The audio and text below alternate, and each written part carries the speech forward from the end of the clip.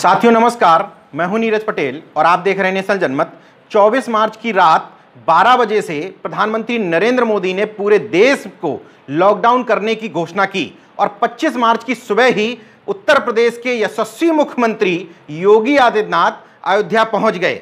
वजह यह थी कि रामलला को टीन सेट से निकाल करके फाइबर से बने एक अस्थायी ढांचे में विराजित करना था। बकायदा इसकी घोषणा मुख्यमंत्री योगी आदित्यनाथ ने अपने ट्विटर हैंडल से करते हुए लिखा, अयोध्या करती है आह्वान, भव्य राम मंदिर निर्माण का पहला चरण आज संपन्न हुआ।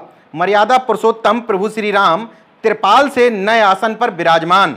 मानस भवन के पास एक अस्थायी ढांचे में रामलला की मूर्ति को स्थानांतरित किया गया। भव्य मंदिर के निर्माण हेतु रुपए 11 लाख का चेक भेंट किया। योगी आदित्यनाथ ने यह भी नीचे लिखा है। तो सवाल यह उठता है कि मुख्यमंत्री योगी आदित्यनाथ, उनकी पार्टी के किसी भी नेता ने क्या कोरोना वायरस के लिए अपने व्यक्तिगत पैसे से अभी तक मदद की घोषणा की है? जिस भी विधायक, जिस भी सांसद ने अभी तक कोरोना वायरस से लड़ने के लिए घोषणा की है, वो सांसद और विधायक निधि से घोषणा की है। इसका मतलब उनका कोई एहसान नहीं है, वो निधि सरकारी निधि है। उससे उन्होंने घोषणा कर दी है कि कोरोना वायरस के लिए हम 50 लाख देते हैं, हम 1 करोड़ रुपए देते हैं। लेकिन कोरोना वायरस, जिसको प्रधानमंत्री नरेंद्र मोदी इस समय देश की सबसे बड़ी समस्या बताते हैं, उस समस्या से निपटने के लिए उत्तर प्रदेश के मुख्यमंत्री ने 1 रुपए भी व्यक्तिगत निधि से नहीं दिया, लेकिन धर्म के नाम पर दे दिया। उसकी वजह यह है कि उत्तर प्रदेश के मुख्यमंत्री को यह बहुत अच्छी तरह से पता है कि हमारे देश की जो जनता है वो आज भी मतांध है, धर्मांध है और हमें धर्म के आधार पर ही वोट करती है। प्रधानमंत्री नरेंद्र मोदी के लॉकडाउन की घोषणा के कुछ ही घंटों बाद दर्जनों अधिकारियों के साथ अयोध्या पहुंचकर पूजन अर्चना करने पर लोग योगी आदित्यनाथ को ट्रोल कर रहे हैं और सवाल उठा रहे हैं। सवाल उठाते हुए वो महात्मा गांधी का उदाहरण देते हुए कह रहे हैं कि गांधी जी के पास जब एक महिला पहुंची थी कि मेरे बेटे को गुड़ बहुत खाता है, इसको मना कर दीजिए, तो जब गांधी जी ने स्वयं से गुड़ खाना मना कर दिया था तब उन्होंने उस बच्चे को सलाह दी थी। इसका मतलब पहले अपने ऊपर लागू करिए, तब जनता से अपील करिए कि वो लॉकडाउन का पालन करें। सोशल मीडिया पर दूसरा सवाल लोग ये उठा रहे हैं कि मुख्यमंत्री योगी आदित्यनाथ ने प्रधानमंत्री के आदेशों की धज्जियां उड़ा दी और उनकी अपील को भी नहीं माना। ऐसा सोचने वाले लोग मूर्ख हैं, क्योंकि इससे पहले प्रधानमंत्री ने थाली बजाने की, ताली पीटने की और शंख बजाने की अपील जो की थी वो आप लोगों का लिटमस टेस्ट था।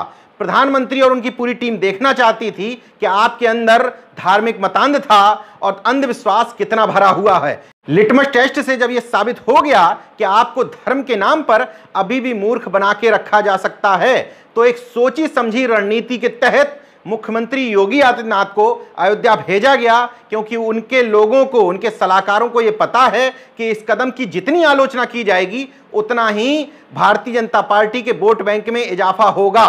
क्योंकि बीजेपी को वोट धर्म के आधार पर, अंधविश्वास के आधार पर, मतान्धता के आधार पर मिलता है।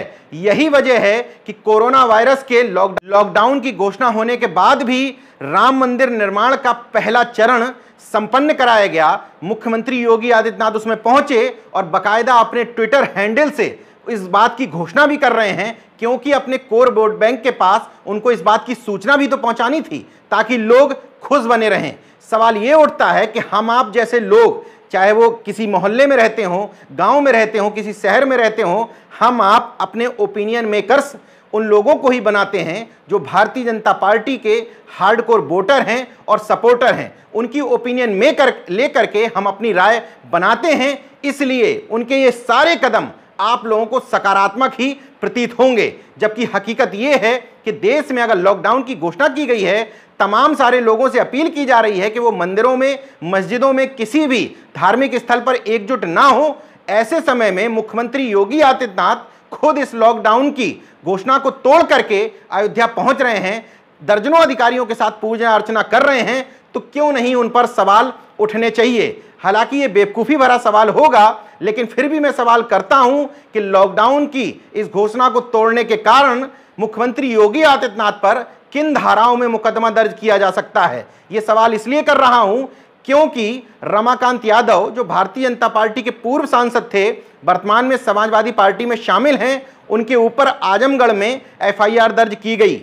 वहां के डीआईजी सुभाष चंद्र दुबे ने एफआईआर के आदेश दिए इस वजह से क्योंकि रमाकांत यादव का एक वीडियो वायरल हुआ जिसमें वो कोरोना वायरस के खिलाफ तथाकथित तौर पर भ्रम फैला रहे हैं और गलत बयानी कर रहे हैं। निश्चित तौर पर नेशनल जनमत रमाकांत यादव के उस बयान का समर्थन नहीं करता। एक पूर्व सांसद को, जागरूक व्यक्ति को इस तरीके के बयान, गैर जिम्मेदारी भरे बयान नहीं देने चाहिए। लेकिन रमाकांत यादव इस फहरिस्त में अकेले नहीं हैं। महंत नृत्य गोपाल दास जो श्री राम जन्मभूमि तीर्थ क्षेत्र ट्रस्ट के अध्यक्ष हैं, सरकार ने ही उनको इस पद पर बैठाला है, वो भी इस तरीके का बयान देते हुए कह रहे हैं कि रामनवमी पर लोग भारी संख्या में अयोध्या आएं, कोरोना वायरस का असर भक्तों पर नहीं पड़ेगा, बीमारी अपनी जगह है और रामनवमी अपनी जगह है।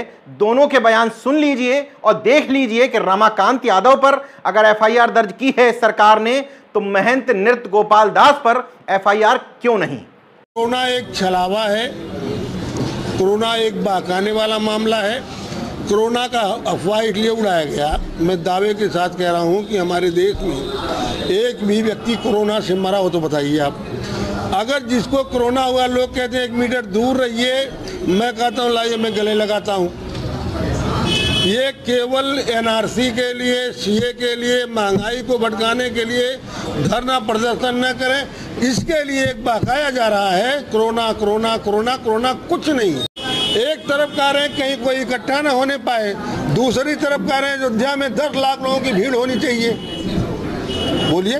रामनवमी की भीड़ जैसे हर साल होती है, इसी साल भी होगी। उसका इस बीमारी आदि से कोई संबंध नहीं है। ये बीमारी अलग है और रामनवमी आने वाले भक्तों की भीड़ अलग है। हमेशा देते हैं जिस प्रकार से प्रेम, स्नेह और श्रद्धा से श्री रामनवमी में भक्त लोग आते थे, उसी प्रकार से आए।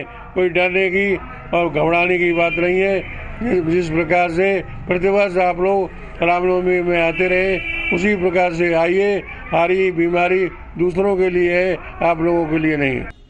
महंत नृत्य गोपाल दास का यह बयान ऐसे समय में आया है जब अयोध्या के प्रशासन ने 2 अप्रैल तक तीर्थ स्थल प्रवेश पर पूरी तरीके से रोक लगाई हुई है और 21 दिन का लॉकडाउन प्रधानमंत्री नरेंद्र मोदी ने घोषित किया हुआ है। ऐसे समय में नृत्य गोपाल दास कैसे लोगों से रामनवमी पर अयोध्या आने की अपील कर सकते हैं? हालांकि बाद में इस मामले को मैनेज करवाया गया और महंत नृत्य गोपाल दास से दोबारा बयान दिलवाया गया। लेकिन ये वीडियो जो मैंने आपको दिखाया, इस वीडियो के आधार पर अगर रमाकांत यादव पर कार्रवाई हो रही है तो महंत नृत्य गोपाल दास पर कार्रवाई क्यों नहीं? उन लोगों पर एफआईआर दर्ज क्यों नहीं जो राम कथा सुनने को लेकर मंत्रों से, हवन से, शंख की आवाज से कोरोना वायरस को दूर भगाने की बात कर रहे हैं? पंचायती महानिर्वाणी अखाड़ा के महंत विनीत गिरी महाराज पर एफआईआर दर्ज क्यों नहीं जो कह रहे हैं कि नारद संहिता में 10,000 साल पहले ही कोरोना की भविष्यवाणी कर दी गई थी। इसके अलावा वो इसका उपचार बताते हुए भी कह रहे हैं कि नारद संहिता में लिखा हुआ है कि 25 मार्च के बाद कोरोना का प्रभाव कम होने लगेगा। तो आज तो 26 मार्च है, इसका मतलब लोग अगर इनकी बात पर यकीन करें तो अब कोरोना का प्रभाव धीरे धीरे कम हो रहा है। तो प्रधानमंत्री नरेंद्र मोदी को 21 दिन का लॉकडाउन भी घटा देना चाहिए और योगी आदित्यनाथ ने भी जो उत्तर प्रदेश में सख्ती कर रखी है उसको भी कम कर देना चाहिए।